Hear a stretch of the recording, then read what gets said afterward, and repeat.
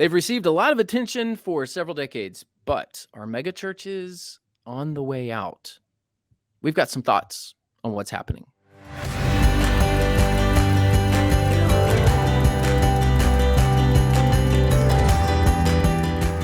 All right, Dad, I'm going to quiz you. Okay. What was the first megachurch in the United States? Moody Bible Church in Chicago. There you go. I'm assuming that you knew that before, but I did include it in the notes, so I kind of set you up for success on that one. You did set me up for success, and had you asked me just out of the blue, I think I would have gotten it, but it's unfair for me to say I know I would have gotten it because I saw it in the show notes. And there is some debate about, the first megachurch, but I would say most scholars and those who track this, most researchers, point to Moody. Now, if you go globally, there's It's a whole nother world. That's a whole nother world. Yeah, there's a whole nother world. That's exactly right. So I obviously asked the question about the United States. I know we have listeners from all over. But yeah, Moody Bible Church, often credited with being the first megachurch in the United States. I actually had the opportunity to visit Moody Bible Church this last summer, and loved it. I think the world of that church, and I was excited to join them in worship. So before you think that we're anti-megachurch, we're not.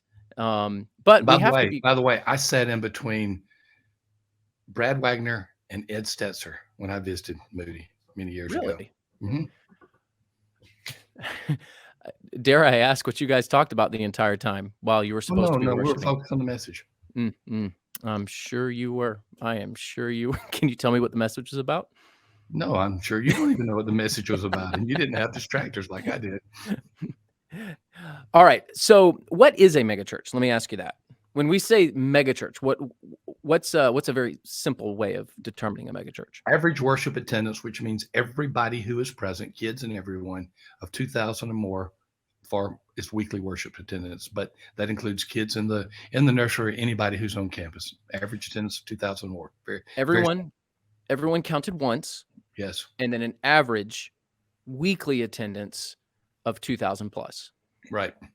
Because there's some parts of the country where if you get to a church that's averaging 1,000, that feels like a mega church. You're in the top 1% by then anyway. Yeah. But the true definition is 2,000. So one of the things that we've seen historically in the United States, particularly through the 70s and 80s and 90s, was an exponential growth of the number of megachurches. And Dad, you were pastoring then. So this was a phenomenon that was widely tracked by not just religious scholars and researchers, but everybody. Well, there's a vocational issue tied to it too, Sam, and it's kind of sad, but it was a reality. Megachurches became the aspirational goal of many pastors, including me. One time I could say, man, if I really make it, I'm going to become pastor of a megachurch. And I never became a pastor of a megachurch. I did become a pastor of a church about half that size, but I was not the pastor of a megachurch. And it was sad that we went through a period, my generation went through a period where aspirational goals were tied to a numeric size. I'm grateful for the generations that have come along and say, not so fast, you old guys. Is really not supposed to be that way. So here's something fascinating that I learned a few years ago, and something that I've been tracking, because at first I thought that maybe it was an anomaly and that things would start changing. But that exponential growth of the number of megachurches stalled right around 2010, 2011. So you see every year that just incredible growth rates. Megachurches, what was a few dozen in the United States, all of a sudden, by the time you get to the 2000s, you're looking at 1,700 megachurches. And then something right around 2010, 2011, it just stalled out. And we have still, at the time of this recording, it's 2021, we have about the same number of megachurches that we did in 2010. What do you think? So what you're saying is the number of churches stalled out, maybe not the cumulative attendance, but the numbers stalled out. Yes. So And Chavez is a researcher that's pointed out the fact that there are more people going to the largest churches. So the pool of people that go to church is still, the megachurch still overrepresents itself when it comes to the number of people that go to megachurch. So the bigger churches are getting bigger. Right. But there's not any new, well, there are new megachurches as some fall off, but the number itself is remaining quite static. In fact, if you were to look at the number now post pandemic, probably would be significantly smaller. So what do you think? What do you think is going on? Well, first of all, it's generational. My generation was the generation of big concerts. We were the generation of big stadiums, particularly indoor stadiums. I can remember the day that the Astrodome was completed, because that was an incredible feat to have an indoor stadium of that size. In fact, that's the only place in my childhood where I went on vacation other than Panama City Beach, Florida. And you went to go see the Astrodome. I went to go see. We're supposed to go see other things in Texas, but my dad said, "Let's go back to Florida," so we quit and went on back to the beach. So you drove out to Houston, saw the Astrodome, and just drove back. That's right. That sounds exciting. It was exciting, and my poor mother, who wanted to see something other than the beach, was going to get a taste of Texas culture. It was really quick, really quick. My dad wanted to go to the beach. I got it. So obviously there are no new baby boomers. Immigration isn't occurring to the degree to where we're seeing the baby boomer population rise. In fact, the baby boomer population is beginning to decline. So if the megachurch, yeah, I'm trying to be nice. Thank you. If the megachurch was a baby boomer phenomenon, which it was, there is just no debate about that. These churches grew with baby boomers as baby boomers came of age. And if you look at most megachurches today, guess who's there? Guess which demographic group is overrepresented? Baby boomers, and quite often a baby boomer pastor is still there, which is another issue in itself. Yeah, and a lot of people think that these megachurches are filled with young people. No offense to any baby boomers, they're not. It's baby boomers. So for most of them, yes, there are exceptions. Of course, yeah. Let's just point that out before people comment that there are. Oh, I'm in a church, and we have X number of Gen Xers and Gen Zers. Yes, X number of Gen X's. You know what I'm saying? I got what you're saying. So I believe that this fading of the movement. So is the megachurch movement dead? Not really. It's not dead, but it is beginning to fade. I would say that it has reached its peak, and we're on the other side of this movement. Now, in the next video, we're going to be talking about what comes next, but you'll have to watch the next video for that. So let's talk about, these baby boomer megachurches have done a lot of good. And I just want to point that out, that there were a lot of people went to Christ, a lot of people discipled, and a lot of good that happened through the megachurch movement. Yes. But there is a major problem right now. In fact, I'll say it this way. The elephant in the room is the room. What's the largest megachurch you've ever been in, just out of curiosity? Southeast Christian. Okay. Yeah, very good church, by the way. Mm-hmm. Yeah, if you're going to talk about a megachurch that seems to be doing things well, I would say Southeast Christian is a good model. And I'm trying to remember the capacity, Sam. I don't know totally, but I'd say somewhere around 10,000. Yeah. If I remember folklore right, they didn't make it 10,000 because they wanted. This is a very Southeast Christian thing to do. If I remember the story right, and I could be wrong, so if you go to Southeast, please correct me. That they did the seating capacity just under 10,000 because they didn't want to say it's 10,000. They wanted to say it's under 10,000. So they didn't want it to be a number. There's a great humility in the DNA of Southeast. There is, and I would say yes, there is humility built into the DNA of the church there. So the elephant in the room is the room. Let me ask this: is Idlewild bigger? Because I've been to Idlewild. No, Idlewild, which that's a church I love, Lutz, Florida. Ken Whitten, a guy that I would consider a mentor, a distant mentor. We're not talking every day, but somebody that I look up to. I would say they're 5,000 or 6,000. I don't know the exact number, so it'd be a little bit smaller than Southeast Christian. Okay. But here's the thing. Oh, and at Idlewild, their foyer is the same size as the entire church campus of my church. Wow. Same square footage. Yeah, 50,000 square feet. Wow. You can So get a lot of chatting done in that big room. you can play football. Yeah, you could.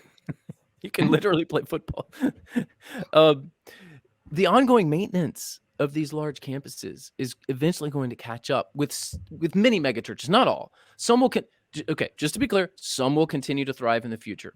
But I believe that this fading movement, you'll eventually see fewer and fewer megachurches, and you're going to see more and more megachurches really over the next 10 years struggle just to keep up with the deferred maintenance of these facilities. Well, I mean, we've got one clear example that's relatively recent, and that's First Baptist Jacksonville, where they have acknowledged that they can't fill up the room, and so they are basically moving to a smaller place, a smaller room. they sold 90% of their downtown campus. Right. 90%, and they're going to be in 10% of their campus. I was recently I was doing some research on megachurches, and I was interviewing a well-known megachurch. I'll just say that. A well-known megachurch in the Mid-South. And I was talking to the executive pastor. I said, man, you guys have done some amazing things. What's next? And he goes, we need new carpet. I said, and at the time, my church needed new carpet too, because I've told the story many times about our pink carpet. Bradenton plum is the color technically, and it has since been replaced at my church, and we've done a renovation. So they needed a renovation. We needed a renovation. I said, "Oh, new carpet, okay." He goes, "It's going to be $1 million to do the hallways." It's going to be $1 million to do hallways. $1 million. So eventually, that's just going to catch up with a lot of these churches. Again, not all, but a lot of them. Here's the other thing that we're seeing. So why would this megachurch movement be fading? There's many reasons, but another big reason is that the drive is no longer worth the distance. Now, where am I getting that phrase? Do you remember, Dad? No, The I don't. drive is worth the distance. I don't. First Jacksonville. Didn't They keep up used to with it. They used to put billboards out on the highways, and people would come from as far as Georgia to go to church. To First Baptist Jacksonville, Florida. And that was their big slogan. That was many years ago, decades ago. The drive is worth the distance. Can I back up one bit before we run out of time? There's another thing that's going on in almost all of the mega churches that are at least holding their own or doing so through horizontal growth. They are acquiring or opening other campuses. And so the one big room now has even fewer as a result. So the vertical growth where you're filling up one room on one morning is now not the pattern for most of the churches that are at least holding their own. So even with growing churches, the room is emptying. Yeah, and maybe a better title for this would be why the single site megachurch is dying. Right. So yes, you're seeing the megachurches that do well grow through the multi-site movement. And it's lots of smaller campuses, not one large campus. But you've probably seen this study. Did you see this study by Baylor in 2017? I have seen your notes on the study by Baylor. So the average church attending American lives 6 to 15 minutes from their church. Wow. And when we do this report that we call Know Your Community, we discourage, I guess, can we put that in the notes on this? Of course. You're a boss, man. We do whatever you tell us to do. We asked Amy to do so many things. I just didn't want to add one more to it. When we do this report where people can get to know their community, this 30-something page report, we often get pastors who will say, let's do 40 minutes around my church. No. Only 9% travel more than 30 minutes, according to the Baylor study.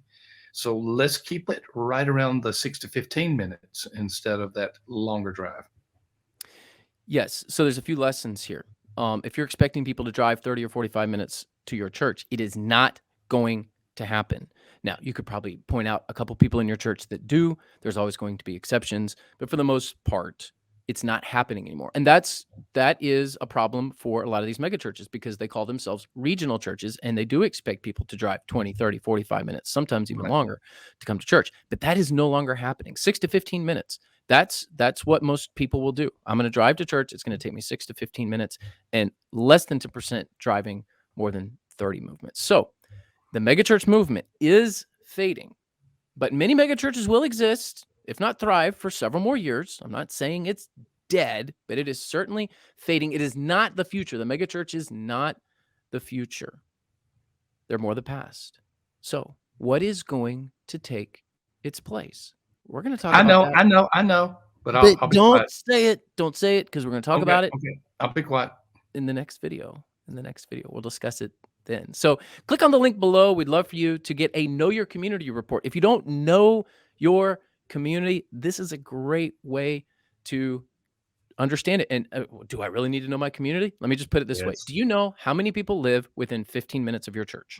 And whatever you guessed is wrong if you haven't looked at a Know Your Community report. I guarantee you're wrong. Well, I can't guarantee it, but most everyone I talk with to, a high level of certainty, you say. yes, You're high wrong. level of certainty, you really don't know. And obviously it has. It's a 37-page report. It's got way more information than that. But do I really need this report? If you don't know how many people live 15 minutes from your church right now, that's your mission field. You don't even know how large your mission field is. And who they are and what their needs are. So click the link below. We'd love for you to get a Know Your Community report. Also, like this video, hit subscribe. We'd love to hear more from you at Church Answers. You can see us at churchanswers.com. And what say you? We'd love to get your take. Give us some feedback in the comments. What do you think about, this whole megachurch movement? Again, obviously, we're saying it's not all bad. So if you're just going to get in there and blast the megachurch, well, I mean, I guess that's your prerogative to do that. But we'd love to hear some pleasant thoughts from people. Like, I like pleasant. Pleasant thoughts. So visit us at churchanswers.com, where we are growing healthy churches together.